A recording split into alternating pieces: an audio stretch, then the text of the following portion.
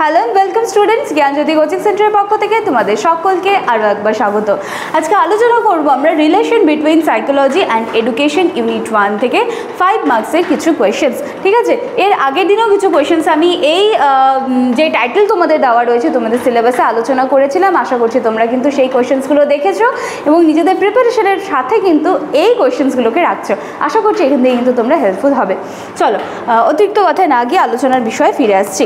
দেখো কি আছে, সবার প্রথমে যেই টাইটেলটা রয়েছে সেটা হচ্ছে meaning and definition of education and psychology and there relationship. এখান থেকে দুটো প্রশ্ন রেখেছি। ঠিক আছে, আরেকবার দেখে নাও একটা জিনিস, এখান থেকে কিন্তু 5 মার্কসের কোশ্চেন্সগুলো আমি আলোচনা করছি। ঠিক আছে, ইউনিট 1 থেকে 5 মার্কসের কোশ্চেন্স। তাহলে প্রথমে যেটা দেওয়া আছে তোমাদের, সেখান থেকে দুটো প্রশ্ন আছে। একটা হচ্ছে শিক্ষা ও মনোবিজ্ঞানের সংজ্ঞা দাও ও তাদের মধ্যে সম্পর্ক ব্যাখ্যা করো। এটা তো একদমই ছাড়া যাচ্ছে না।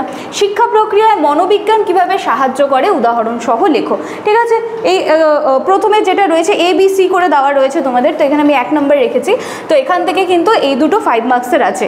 তারপরে কি আছে দেখবে, সিলেবাসে দেখবে যেটা প্রোভাইড করা হয়েছে লার্নিং কনসেপ্ট অ্যান্ড ক্যারেক্টারিস্টিক্স। ওখান থেকে দেখো শেখার ধারণা বৈশিষ্ট্যগুলি ব্যাখ্যা করো, 5 মার্কসের খুব ইম্পর্টেন্ট আছে। শেখার প্রক্রিয়াকে প্রভাবিত করে এমন গুরুত্বপূর্ণ উপাদানগুলি, এইটা ভালো করে কিন্তু দেখে যেতে হবে। তারপরে কি আছে, মেমোরাইজেশন অ্যান্ড ফরগেটিং, স্মৃতি বিস্মৃতির যে ব্যাপারটা, স্মরণ শক্তি তৈরি হওয়ার প্রক্রিয়া কিভাবে ঘটে ব্যাখ্যা করো, দেখে যাবে। ভুলে যাওয়ার কারণগুলি আলোচনা করো, এখান থেকে প্রত্যেকটা প্রশ্ন ইম্পর্টেন্ট আছে। স্মরণ শক্তি বাড়ানোর অর্থনৈতিক উপায়সমূহ ব্যাখ্যা করো, এই 7 নম্বরটা মোটামুটি দেখে যাবে। 8 নম্বরটা রয়েছে স্মরণ ও ভুলে যাওয়ার মধ্যে সম্পর্ক আলোচনা করো। ঠিক আছে, মানে হচ্ছে মেমোরাইজেশন আর ফরগেটিং, এই দুটার মধ্যে সম্পর্ক আলোচনা করার কথা বলা হচ্ছে। এবার চলে আসলাম পার্সোনালিটি, ব্যক্তিত্ব। ওখানে রয়েছে কনসেপ্ট, ডেফিনেশন, ট্রেডসগুলো। এগুলো কিন্তু আমি ডিটেলসে সব আলোচনা করেছি, যারা দেখোনি কাইন্ডলি একটু দেখে এসো, চ্যানেলে কিন্তু সবটা রয়েছে। আচ্ছা, ব্যক্তিত্ব বলতে কি বোঝায়, এর সংজ্ঞা ও বৈশিষ্ট্য লেখো।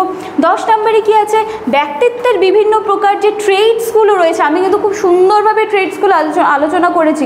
যারা দেখোনি, যারা আজকে চ্যানেলে নতুন বা ইউটিউব স্ক্রোল করতে করতে নজরে পড়ে গেছে, তারা একটুখানি দাঁড়িয়ে দেখে নিও ভিডিওটা, অবশ্যই কিন্তু তোমাদের হেল্পফুল হবে, অবশ্যই যদি তোমরা কলেজ স্টুডেন্টস হও।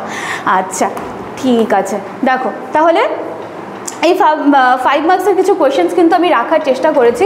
আশা করছি এগুলো কিন্তু তোমাদের হেল্পফুল হবে এবং পরবর্তী ক্লাসে কিন্তু আমি এরকম কিছু কোয়েশ্চেন্স এখন তোমাদের এক্সামের আগ দিয়ে কিন্তু প্রত্যেক দিনই রাখার চেষ্টা করব, যাতে তোমাদের এই কোয়েশ্চেন্সগুলোর মাধ্যমে পড়াটা আরও ইজি হয়ে যায় এবং বলতে পারো যে কিছু কমনও কিন্তু পেয়ে যেতে পারো। আচ্ছা চলো, এখানে কিছু এখানে দুটো কন্ট্যাক্ট নাম্বার রয়েছে। এই নাম্বার দুটি হলো আমাদের জ্ঞানজ্যোতি কোচিং সেন্টারের অফিসিয়াল হেল্পলাইন নাম্বার।